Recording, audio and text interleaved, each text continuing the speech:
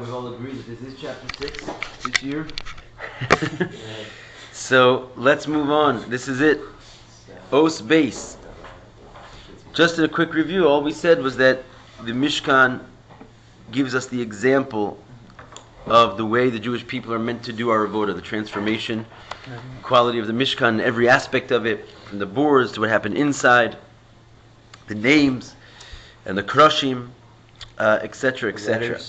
Yeah, the letters. The whole thing is basically telling us one story, and that's what it means that if you build me a Mishkan, I'll dwell within you, because it's really telling us how to do our own avoda to become a Mishkan and bring the Shechina, Lashon Mishkan. Umamshich levaer. And he goes on to explain Beperek Vav Shel Hemshech, in the 6th chapter of what we call the Hemshech. This would be a word everyone should just be aware of. A Hemshech is the name for a series of Maimarim that all go together to spell out a bigger piece. So the Hemshech Basi Lagani, as we said, is 20 osios, even though it's broken into 4 Maimarim. So the Perek Vav in the Hemshech, it says, quote, Ma sha'ate hamishkan nikroim b'shem krushim. Right, we have to understand more about this idea that the wood of the Mishkan are called by the name krushim, boards. Kamoshekasu Basi says a krushim the Mishkan atze shitim omdi. As it says, you shall make krushim for the Mishkan, which are made of atze shitim, the wood of shitim, standing. V'hainu sha'in in the atze shitim omdim yeshno gam kodem avodas ha'adam. And what he's saying is that the notion of the atze shitim, the shitim wood standing, it exists before we do the avoda. Why? Be'ilu pu'ulas ha'adam ba'atze shitim atzmam, and the effect that the person does with the atze shitim themselves, hila sos mehem krushim, is to make out of the atze shitim these krushim, these boards. So there's an order to it. Karshe HaMishkan. In other words, Karshe HaMishkan is the boards of the Mishkan. Go back and look at the quote again, right? He says, he says the second quote, Asisas krushim the Mishkan, you shall make the boards for the Mishkan atze shitim omdim. In other words, they're already called atze shitim. That's right, which already has this concept of basically shitim wood being a wood of folly. But then you have to take that wood of folly and turn them into the krushim. That's the avoda that you do with this wood of folly. So he's basically saying it's a 2-step process. You already have like the raw materials of the shitim wood, and then you do the avoda with it in order to turn it into a keresh. The kedei leida tochen in krushim, and in order to really understand the content of what this notion of krushim is, hine alpi Torah's Baal Shem Tov, shemei v'admar azakin, that the Baal Shem Tov's word that's brought by the Alter Rebbe, B'shar HaYuchad Ve'emunah, inside of the Tanya, where he says, Sheshmo asher yikru lo lashon HaKodesh mora al tochen adavar, where he says that the name that something is called with in the holy language expresses the real quality of that thing. Right? As we know that Hebrew is not what we call a lashon heskim, right? Ba'alma, it's not just a agreed upon language, it's an essential language, which means the Hebrew letters actually make up and compose the object itself. Not just that we all come together and agree to call this a cup, but that it's being enlivened by the actual word kos, and that those letters are essential to its very being. Right, so this is what he said, that therefore the name of a thing is not a stam thing. It tells you about the essence of the thing. You could look at the letters of the name and you can mamish know the composition of it. Because those letters of that name are enlivening, bringing into existence, enlivening, and keeping in existence that thing. Hare muvan shashem keresh, therefore it comes out that the name for board, mora al tochen ha'avoda ba'atze shitim, Lasos mehem krushim. Therefore, the name keresh explains what the avoda is, that you have to take these shitim wood and turn them into krushim. And as the very name keresh is going to basically teach us what to do with atze shitim, that you have to take it from its sort of, prepared state and turn it into an inyan of avoda.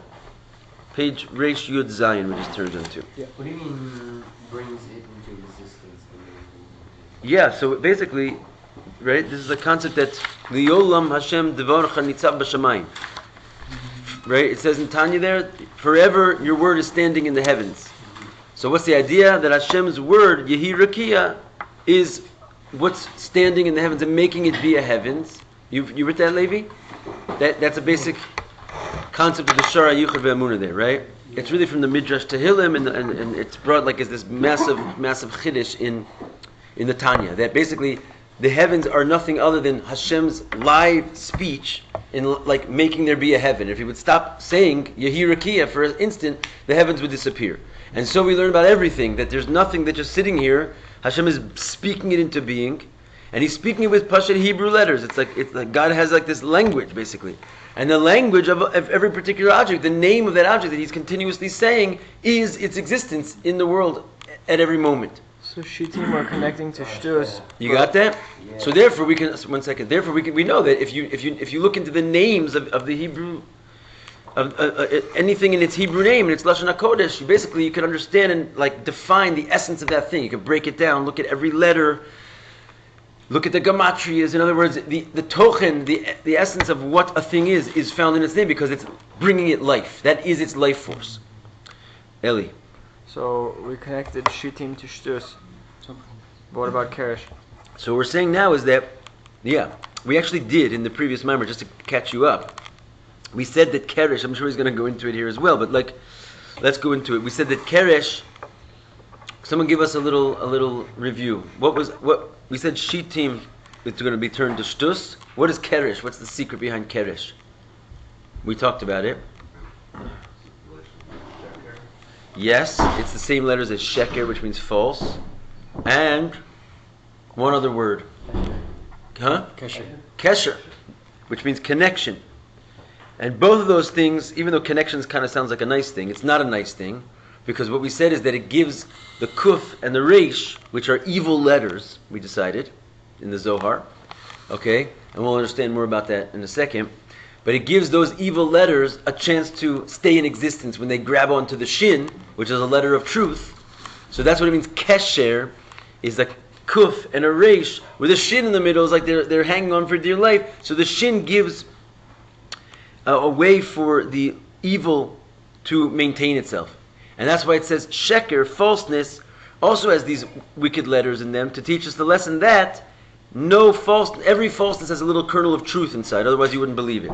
So these basically it's like a bad combination of letters essentially. That's what it means. It comes from connecting evil, giving it its life force, and being false. And nonetheless, that's the same letters of keresh, which means that just like everything else in the mishkan, you're taking the negative and you're turning it into the home of God, basically.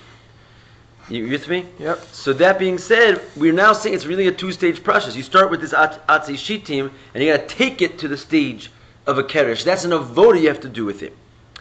So you got to like turn Shtus into Sheker? That's basically the idea. You take the Shittim, which is like Stam Shtus, and then you transform it from its negative state into its positive state. That's basically what he's trying to say. Like, you're starting with your Shtus, but then you have to do the avoda with it, which is to turn the Sheker into a Keresh. It's kind of awesome, really. Wait, hold on. But I thought the Keresh is the Sheker. Well, it's the same letters, but obviously the difference in them is massive. Sheker is falseness and the opposite of God. Keresh is the beams that hold up the whole mishkan. So the idea is to get it from Sheker to Keresh, you got to do a little switching around. You got to do avoda, toil.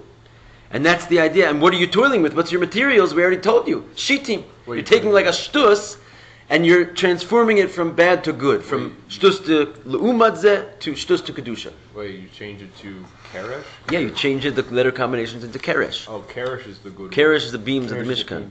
Ah, okay. You turn it from Sheker or Kesher? Which one? Both. They're both bad. Oh, it's the beams, not the boards.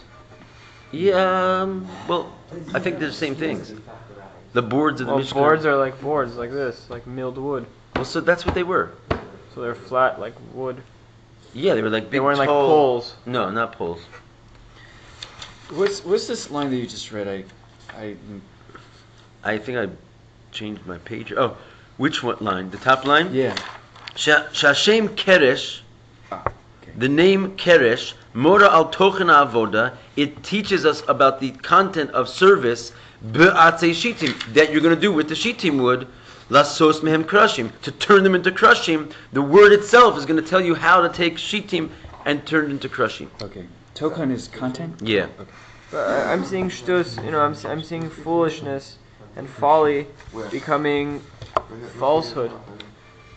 If that's No, what it's Kerish already means. falsehood. That's the idea. Normally, the word shtus means doing foolish things. The word shtus means folly. It already kind of means like animalistic. Yeah, but if Kerish means sheker, then that's No, not a but Kerish positive is thing. not means sheker. Kerish means a board of the mishkan. It just comes from the letters of sheker, which means that you have to do a transformation on it. The shin is not between the kuf and the reish. It's sort of like freed from the. Well, not freed. It's still with the kuf and the reish, but it makes them be a positive instead of a negative. It takes them out of the sitra achra and puts them in the mishkan.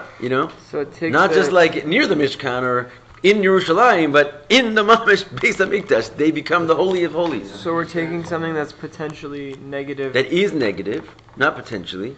The shtus and the sheker, and you're transforming it into godliness. That's the whole point of everything that we've been learning. Basically, that's what the mishkan is. You take animals and you turn them into divine service. You take shtus and you turn it into holy folly. You take sheker and you turn it into the boards of the mishkan. If you take the reish and you change that to dal, you get kerish to kadosh. Now we're talking here. Okay. Why do we? Ten lechachim v'yachim od. It says. So once we Okay. reach the level of Kerish, then that's the level of Kedusha that we spoke of earlier, that we're taking Shtus to Kedusha. Yes, that's That like is you it. take the shtus, and what do you do with it? It's just shtus. Meanwhile, to turn it into shtus to kedusha, it's the idea of turning falseness into boards. Why do we say the third temple is going to be made of minerals? I thought it's supposed to come down from Shemaim. Why is that a contradiction? It's going to come down Shemaim. In the middle of Shemaim? Yeah, I don't know, Well, I mean, all this stuff really came from Shemayim. If you think about it, I mean, where do we get anything? Minerals. I don't know. Okay, I guess it's not a problem. I don't know. In my head, it seemed like a problem. No. There's going to be a Gashmias world. Yeah. It's going to be a Gashmias world, right? In the future, we're going to have physicality. Not the Ramban. Okay, but we don't hold like that. No, according to the Ramban, it is physicality. Rambam. Rambam says no, but Chassidus, it's like very clear that Chassidus paskins that shaila. In other words, can't leave everything up in the air. There's a psak din, and who's going to psak that din? It's going to be the Kabbalists and the Nisiyenu Rebosenu, the Rebbes, So they said no. The Rambam, sorry, bud, you got a lot right, but this you got wrong. So it's going to be a Gashmias world. So Gashmias world, we had a Gashmias. Yeah. So where can we read the Ramban's Hilchos Malachim about Mashiach, so to speak? No, I mean it doesn't have it like that in the Shulchan Aruch. It's in his Perushim in different places. You gotta actually look for it. It's not right there. Right? It is right there, but you have to look for it. They come together. Good. Okay, Kevan. Okay, going on. Kevan shekol shem murkav mitzirufe osios. Since every name is combined with letter combinations, umavur b'siyum shar hayichud ve'amunah. That's kind of a nice, juicy Roshi Tevus right there. But it's explained at the end of shar hayichud ve'amunah. Shekol os hi amshachas chayos v'koach miyuchad prati. That every letter is a drawing forth of life and special powers, special individual powers. Every letter, it brings down, certain life force. V'kol os hi betamuna miyuchedes pratis, and every letter has a particular special shape. Tamuna is shape. Hamora al tzira hamshacha, which teaches about the form of that hamshacha. In other words, the letters are like little, etchings, which basically are showing the way Hashem brings down light. Each letter is exact and perfect in its description of what it's doing. You have to sort of study it. I mean, they all kind of look similar, but really they're like pictorial diagrams about how the light comes down through that particular letter. Hare move on. That's good for Safris, huh? You can really trip out in that. Yeah. Anyway, hare move on. It's understood, Shenogeya kan inyanam shel gimlosios. Therefore, here it's relevant. The three letters shamatziro shelahem, that from their combination, naisis tevas keresh. It's going to come out the word keresh. So we're going to get involved in those three letters. Valzeh maybe b'maimer. And regarding this, he brings in the Maimer Masha Kasu Bakdamas Azor, what it says in the beginning of the Zohar. The os kuf v'reish, this is a quote from the mimer that we already learned. The os kuf v'reish, that the letters kuf and reish, asvan dis chaziu al sitra bisha inun. They are letters that show themselves on the dark side, the bad side. They are. Ubegin dis kaima, and in order to last, not just disappear from wickedness, not le'os shin begavayu. They took a letter shin in between them. Chule, etc. The ha-os shin os kshot ihu. They what? Letter shin in between them. So they wouldn't disappear. They grabbed the shin. What is They took it in there. They're evil. What is They were like letters that were gonna. Oh, the evil letters. The evil letters were, they Stole weren't gonna letters, make evil it, letters. and they were like searching around for their we're talking about Kesher. what's gonna save them and allow them to exist. Kuf So Shin it's Reish. like, like we said, like sheker. If you want to tell lies, no one's going to believe you. So if you grab a little truth, they'll believe you. So they grabbed a little truth. Wait, The what? shin, the poor shin. He's like Yeah, ambushed the shit. they ambushed the shin. What is levagin le'kiyama in order to survive? Begin in order liskaima to last. Ah, Natle they took os shin bagavayu, the letter shin in between them. Not sure what that looks like really, Lamaila, but they got him. What'd you say, Ellie? Your question? Kuf Shin Reish, right? Kuf shin. Kesher. Is kesher. Yep. The ha-os shin os kshot ihu, because the letter shin is a letter of truth, so that gave them some sustenance, some existence. Umevayer, and he explains, hine kuf reish hen leneged dalid v'hei. That kuf and reish correspond to dalid and hey. On the side of evil, at the side of kedusha, those letters are dalid and hey. Why? Sharei reish mizdamala dalid, because the reish looks like, is compared to a dalid. Va'kuf lo'os hey, and the kuf looks like a hey.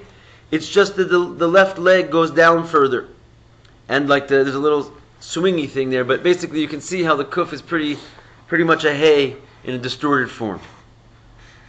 Again, there's other Maimarim that really go into that very deeply. Not other Maimarim. The original Basi Lagani from the Frierdiker Rebbe, he starts explaining what is that left leg of the hay, whereas in the side of Kedusha, it stops at the line. The side of Klippah goes below the line. And that line is basically like limiting yourself. And again, that bitul of we talked about that's sticking out the back of the Dalit. So he says that bitul that's sticking out the back of the Dalit, which makes the Dalit's poverty holy, when it comes to a hay, it's the same exact letter, but it swings around and puts its yud in front of the Dalit. Okay? And that's the idea of basically limiting yourself and not letting your expression go into negative places. In other words, in general, what do we mean by that is that the three lines of the hay represents thought, speech, and action. So the little yud is your action, right? And the action, if you limit it and control it, it doesn't go below the line. If you don't limit it and control it, it goes below the line and it dangles into death, is basically what it says. And that's the kuf. The kuf is like when your action gets out of line, and therefore it becomes an evil letter. You got that? Oh, what I just said? Yeah. All right.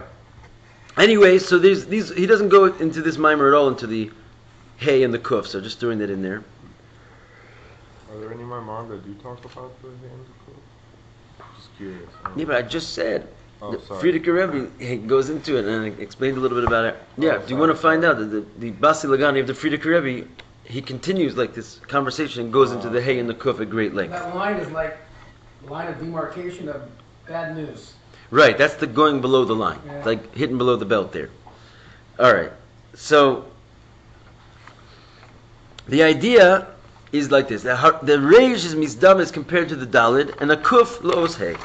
The dalid v'reish domim zelazeh, because the dalid and the reish are compared to each other. B'dumusan v'kein v'peirushan. This is going to be a little bit repetitive from what we learned in the last mimer, but we'll get through it here. That the Dalit and the Reish are compared to each other both in their, what they look like, demus, and in their explanation, in their perush. They mean the same thing, they look the same thing. The Dalit humalashan dalus vanios, Dalit, the word Dalit means poor, etc. V'cheinos Reish, humalashan anios vadalos, and so too the letter Reish means poor. They both mean the same thing. Nevertheless, they really couldn't be further separated and distinct in their inyan. Va'ad lechiluk min hakatze lakatze. And really, the difference is from one extreme to the other. Like, in other words, they look the same, they have the same meaning. In fact, they couldn't be more different from one extreme to the other. What is the double Hayden? Hari hem. Hari hem. Sometimes hari hu. You have to go according to context. Here we're talking about plural.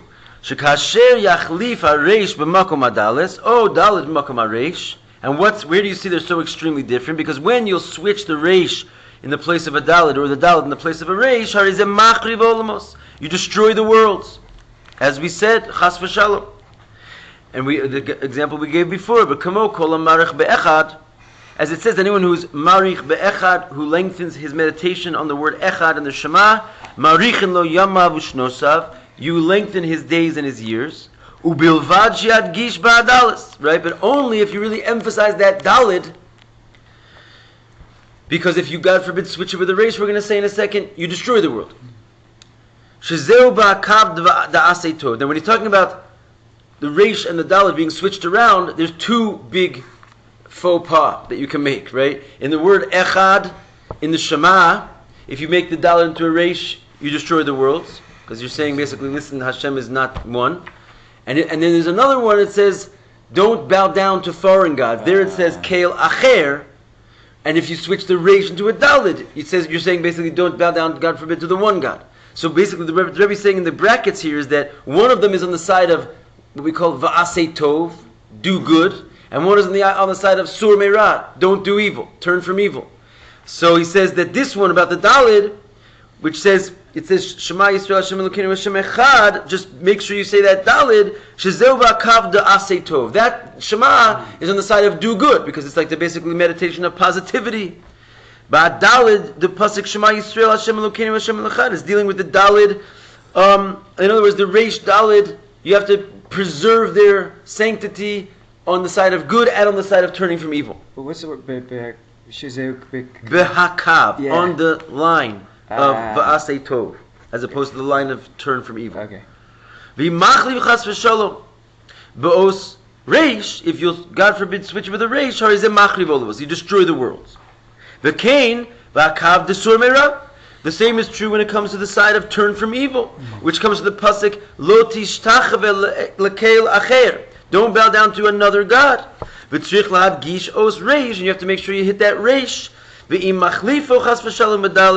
if God forbid you switch it with the dalid, harizim machriv olamos, this destroys the world, and that's on the side of turn from evil. Don't do. V'hainu the os dalid hu b'kedusha v'os reish hu ma'azvan d'izchaziu al sitra bisha, and that means that the os dalid is holy and the os reish is from the letters that appear on the other side. That's a quote. All that is a quote. Umamshich levar. So we just see the quote one more time? The quote starts at the top of the paragraph. Yeah, it's a long quote. What's that? Oh, this is all a quote? Yeah, basically, it's bringing. Wow. That's why I said it's going to sound a little repetitive. He brings down the mimer, basically. Wait, why does it say sorry? Reish that you're not supposed to do that? Say it again. Where do you see that? Sorry, no, you're supposed to. No, in the pasuk that says Lo tishtachve lekeil acher. You can't. You have to make sure you emphasize the reish there and not switch it with the dalid. God forbid. Okay. That's on the side of turn from evil. Don't bow down. Levi, you got a question? Let's do good. Let's do bad. Right. In other words, Shema Yisrael is on the positive side. Don't bow down to other gods on the negative side. On each side, you have this thing. Don't switch. Don't switch the reish with the dalid. Don't switch the dalid with the reish. Oh, and Sorei Ra is on the side of... Don't switch the reish with a dalid. Okay. Nice. Umam Shich Levar. And he goes on to explain, and here's another quote. In other words, the Rebbe is basically bringing down the mimer, not assuming that everyone just read it, right? We just read it yesterday. So he brings down the mimer. Further, Sha Hefresh Beinehem, B'tmunasam, that the difference between them in their shape, Kanal Mishar HaYichud Ve'amuna, as we said in quoting the Alter Rebbe in the Tanya, Shetzuras HaOsios, that the shape of the letters, Mura al Inyan Ve'ofen HaMshacha, it tells you how they bring down light. So therefore, the little differences in the shape between the Dalet and the reish are clearly going to teach us a lot about what their content is. Hu de'os Dalet hare yesh lo yud ma'acharav. And the difference between them essentially is that the Dalet has a little yud sticking out from behind it. The os yud, and what's special about the yud? She mechulekes mikula osios, which is different than all other letters. Biyosa katana mikulam, because it's the smallest of all letters. So the yud, here you go. He's showing you that the yud has its own unique shape, and its thing is that it's smaller than everybody. And here the dalet is grabbing on one of those yuds to it. Mora ala bitul vaziras garma. It shows on bitul and making yourself small. Aziras means ze'er, means small. Garma itself. Small, reducing itself. V'hainu, and what is that represent in Sphiros? Malchus da'atzilus. We talked about this at great length when we learned this in Basi Lagani, the first one. Yeah. The leis lema garma klum, where we say regarding Malchus, leis la, she has nothing, migarma of herself, same garma that we just had before, which means herself, klum, anything. So Malchus has nothing of her own, she's a complete bitul, ready to receive, not putting any of self in the way and tampering with that reception. This is all a quote, should sound very familiar. This is what it means she becomes a dot, a point underneath Yesod, meaning that, as we said in the previous mimer, all the other spheres from Yesod and up expand themselves into their personalities, and they're like a partsuf with different shapes, and like, in other words, chesed shebechesed, the gevur shebechesed, all these like different combinations, like expanding their identity and definition. And Malchus just makes herself invisible, a little point under all that, so she can receive all of it without tampering again. That's what's called a point under Yesod. V'hainu bitul v'hanachas atzmusa chule. And that means bitul and hanachas atzmusa, placing yourself on the side entirely. Asher bezeh hinaises b'chinas kli l'kabbalah. And by doing that, getting out of the way, you can become a vessel to receive. V'kamaimer, and as it says, kli rekan machzik, right? An empty vessel will hold liquid. Kli male eino machzik. A full vessel will not hold anything new. U'masayim, and he finishes off, and this is like basically the end of our quoting the previous Rabbi. So he says, "Zeu kol inyan hakadusha," and this, by the way, is just like a huge tip in life, right? How do you know if you're you're fighting the right fight? This is the clear sign. Zehu kol inyan hakadusha. This equals kedusha. Sheyeh b'chinas bitul b'tachlis. That you are in a state of nullity. You put yourself on the side. You get out of the ways. If you're like not expressing your own, that means you're receiving something above you. Question. Yeah. Where's the yud of this? Is it blending into the dalet? It's on the back of the dalet, like on the top right hand. You know, it pokes off in that little yud there. That's what the reish doesn't have, right? The reish is bald. Mm-hmm. Okay. So that's what makes a dalet different than a reish. It has the bitul. So they're both, again, we did discuss this at length, so yeah. Let's just recap. They're both poor. They both mean poor. The word reish means poor, and the word dalet means poor. But the difference in their poverty is that the poverty of malchus, which means it has nothing, means it's just a big receiver, which means really it keeps itself in this state of like having nothing, which means it's just like filling itself up actually constantly with infinite leagues of information that are beyond its own level, because it maintains a bitul. It's not like it really has nothing. It's just like holding itself in a state of I'm nothing, which means that it actually has everything. And it's like super rich if you think about it, because it has nothing of her own, but it's got everything that it can receive. Whereas the reish is truly poor because it doesn't have that bitul. Therefore, it's not willing to receive. So it thinks that it's all got everything it needs, and it's like totally self-sufficient. I.e., it doesn't need elokus. It doesn't need to receive from its source. It's going to die if you don't receive from your source. So that's really poor. What's interesting is that the when the reish takes a letter, like the shin, it remains separate. But when the dalet takes a letter, it fuses with it. When it takes the yud, now it becomes part of the dalet. When it takes the yud, it fuses with the dalet. Okay. You're saying the reish takes that line? When the I don't understand. when the sheker, when they take it, where the evil letters take the shin, Yeah. they remain separate letters. Okay. But when the dalet takes the yud, it fuses and becomes part of it. Where's the reish there? Okay. It doesn't really take the yud in the same way though. It's not like there is a word called Line, right? dai or yad.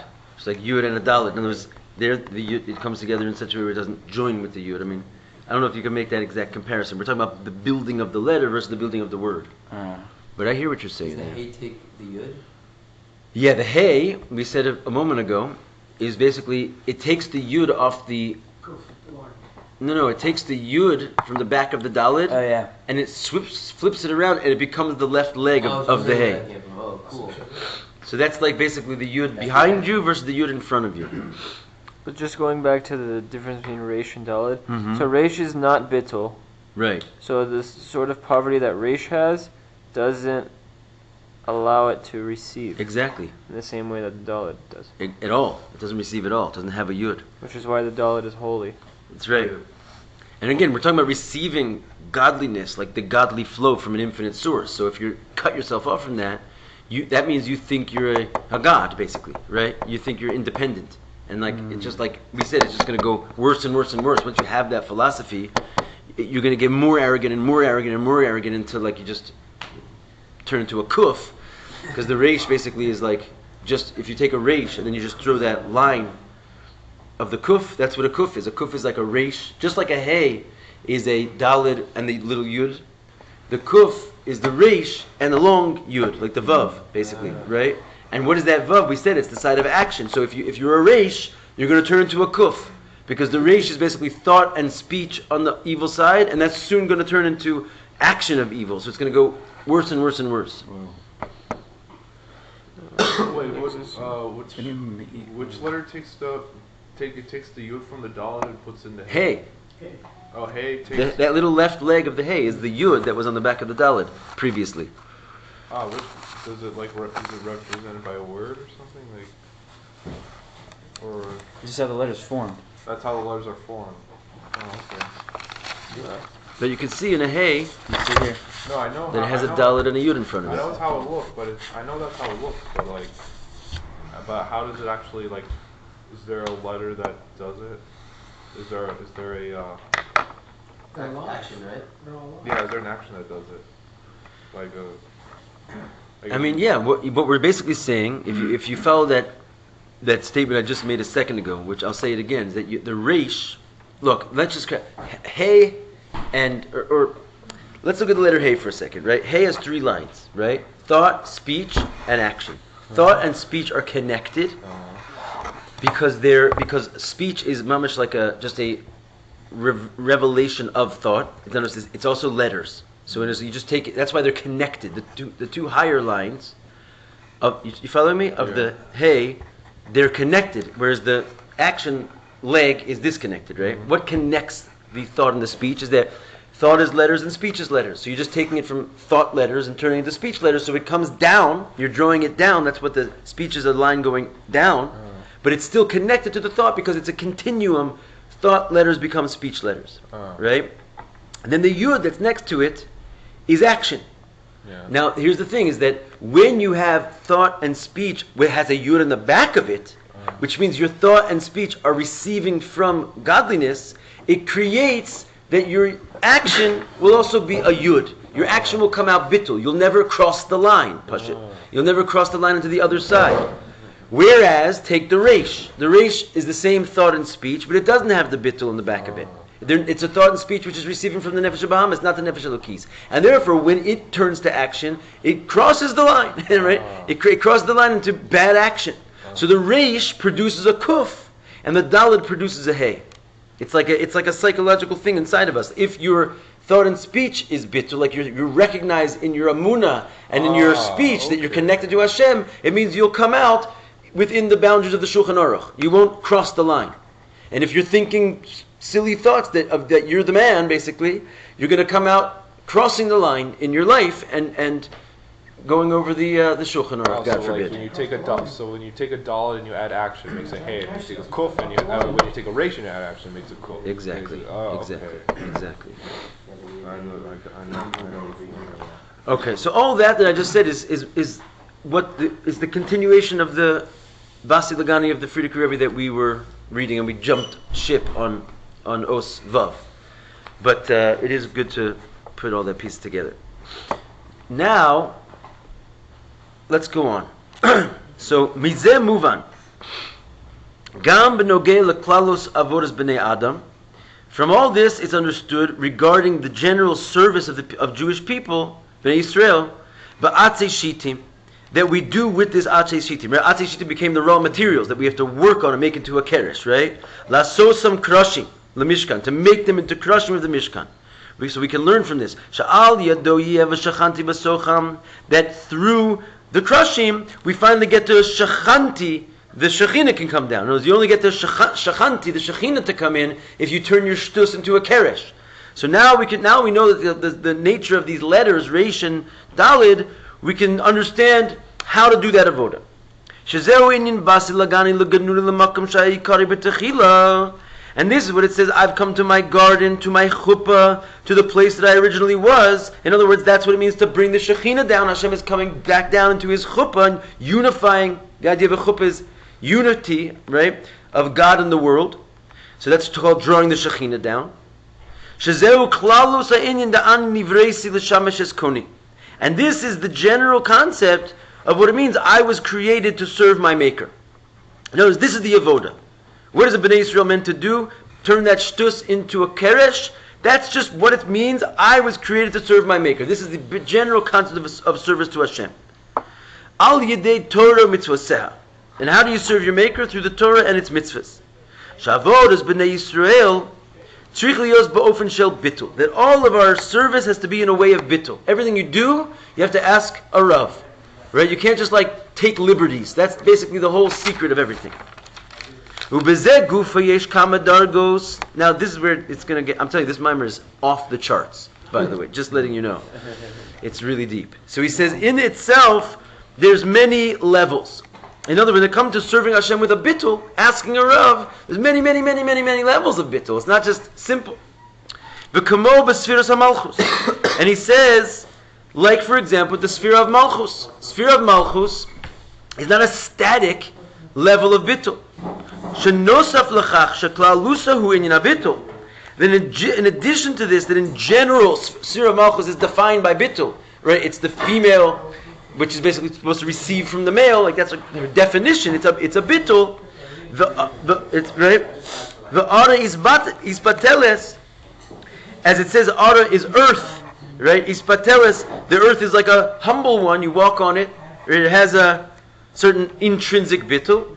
Mikol makom, nevertheless, yesh bezeh kama dargos. Really, there's many levels of the bitul that malchus can achieve. Now we learned all this very deeply when we talked about the 7 elevations of the sphere of malchus. Remember that we talked about in the days of Shlomo, and that he reached the 6th. And in the days of Mashiach, we're going to reach the 7th. I don't know if you guys remember all that, but we talked about it at length. Those were called aliyahs that malchus went through. Malchus can go higher and higher and higher, which basically means that she's uniting with a deeper and deeper and deeper state of elokus, can be one with her. Bitul means to taking yourself out of the way. So it depends.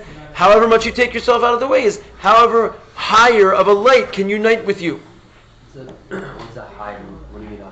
It gets high. Like for example, the Rebbe said, just popped into mind. The Rebbe said, my father had one chassid and my husband has none. You ever heard that before? The Rebbe said, I'll tell you. She said, my father had one chassid and my husband has none. Right? What makes a person a chassid? They're bitul to the Rebbe. Right? So in other words, that apparently it can be, you can be so bitter to the Rebbe, you can become a Rebbe. Right? That's what I'm saying. Like, you become the thing. How the Rebbe always talked about how his father-in-law was the Rebbe. He didn't know that he was the Rebbe. I mean, he knew everything about everything. You don't think he knew that he was the Rebbe? But he didn't see it like that. Because his father-in-law became him.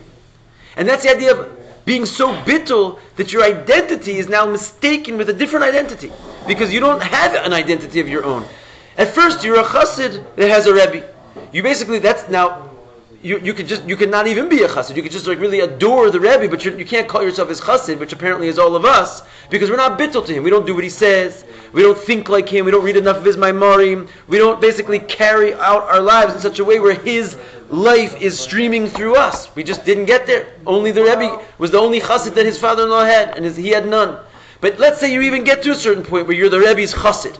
You're still not a Rebbe, right? You're the Rebbe's chassid. So you reached a certain unbelievable level of bitul, but there's clearly a higher level of bitul to go because of the ultimate chassid can actually become a Rebbe, which is what happened to the Rebbe, right? He ceased to be like a follower of this man, and he became this man, my father-in-law, the Rebbe of the generation. Who's the Rebbe of the generation? You don't think the Rebbe knew he was the Rebbe of the generation? He didn't see it like that because he became completely nullified to an individual to the point that the individual was him. Wow.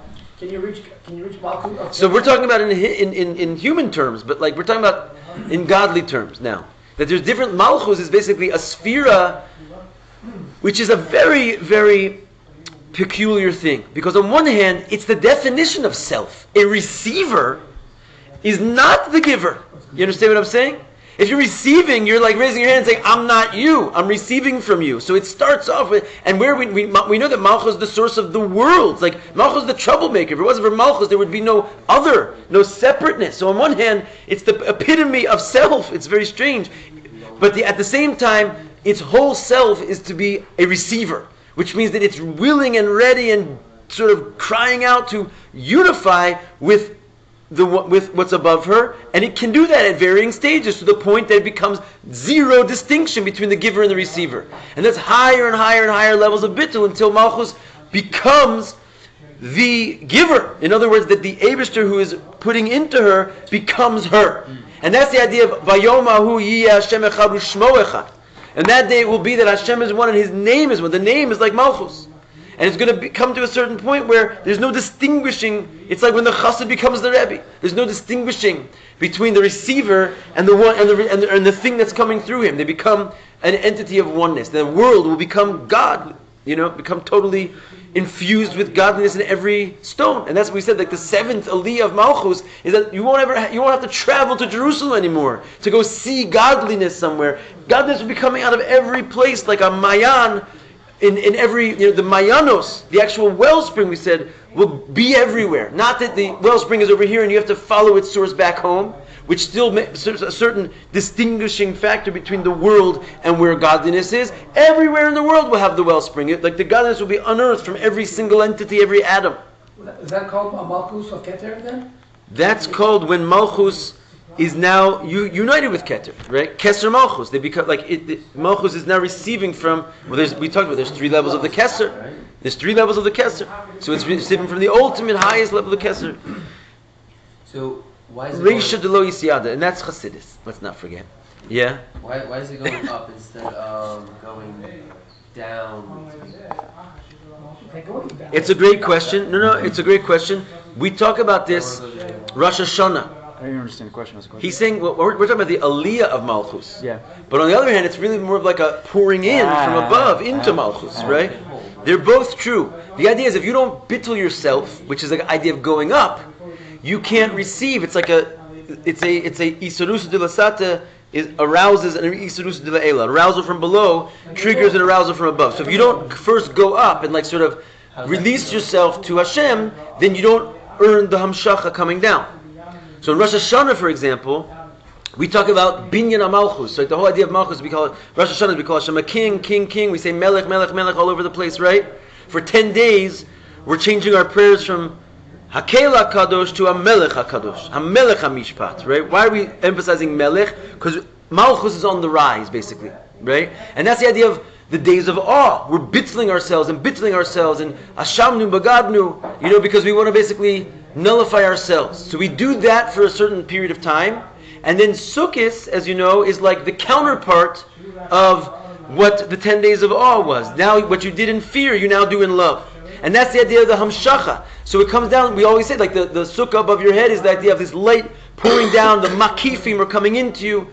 All the 7 days of Sukkot until Shmini Atzeres, they mamish fuse with you, Simchas Torah. So that's the idea of like Malchus going up, and Malchus then receiving the Hamshacha coming down. So you need both, is what I'm saying. It's really one thing. We because we're like in a dualistic world, we see it as like 2 moves. But really it's one move. As you go up, you're automatically bringing something down. Take one thing.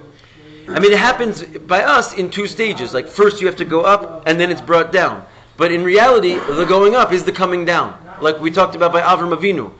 You know, remember that? Lech lecha means on one hand he's going up, and on the other hand he's bringing the light down.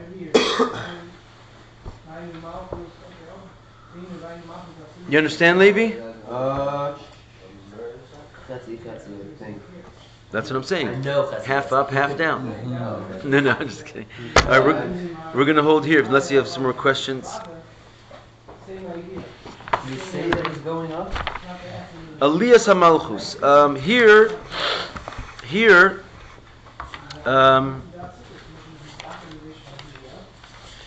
we just talked about the different levels. We didn't talk about going up. I brought in going up from that other mimer. He doesn't talk about going up. Here he just said Malchus can be at various states of bitul. If it's already asva, That means that's just telling you that earth is bitul, like Malchus just has a definition of being bitul. But then he says, nevertheless, the lower there's... you can go, the more you can get earth, the more you can control. Say it again? The lower you go, the more earth you can like. No, Ara is just like, it's not really that informative. It's just telling you that Ara, which is the earth, is a bitul. It's just defining that Malchus has the quality of bitul automatically. The lower you go, the more. We didn't say that. We're just saying that Malchus has a bitul. And then we're saying that bitul itself that you can be has various levels of how bitul you are. There's many, you can be bitul or you can be really bitul. And that's when I started talking about the idea that Malchus can go up and receive from higher and higher levels. Okay.